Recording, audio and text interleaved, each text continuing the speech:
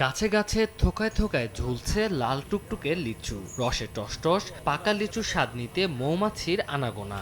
এমন নজরকাড়া লিচুর সমারোহ চোখে পড়বে কিশোরগঞ্জের পাকুন্দিয়া উপজেলার মঙ্গলবাড়িয়া গ্রামে।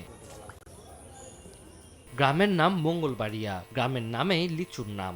মঙ্গলবাড়িয়ার এই লিচুর কদর আছে দেশ জুড়ে। টকটকে লাল, রসালো ও ছোট বীজ আর খেতে সুস্বাদু হওয়ায় এই লিচুর চাহিদা সবসময় বেশি। মঙ্গলবাড়িয়া গ্রামের রাস্তার দুই পাশ এবং বাড়ির আঙিনায় ছড়িয়ে ছিটিয়ে আছে হাজার হাজার লিচু গাছ। এবার লিচুর ফলন ভালো হয়েছে, তাই ভরা মৌসুমে গাছের নিচে ভিড় করছেন লিচু প্রেমীরা। এই সুস্বাদু, মানে অন্য জায়গা থেকে তুলনামূলকভাবে অনেক সুস্বাদু। লিচু অনুযায়ী প্রত্যেক বছরের থেকে এবারে লিচু ফলন অনেক ভালো। লিচু আলহামদুলিল্লাহ, এত সুস্বাদ লিচু আমি আর দেখি নাই। আবহাওয়া অনুকূলে থাকায় লিচুর ফলন ভালো হয়েছে। এবার মঙ্গলবাড়িয়া থেকে 12 কোটি টাকার লিচু বিক্রি হবে বলে আশা করছে স্থানীয় কৃষি বিভাগ। মঙ্গলবাড়িয়া সবচেয়ে ভালো লিচু আমার এই বাগানে, এই বছরের জন্য সবচেয়ে ভালো লিচু আমার এই বাগানে। এই পর্যন্ত আমি প্রায় 8 থেকে 9 লক্ষ টাকা বিক্রি করছি।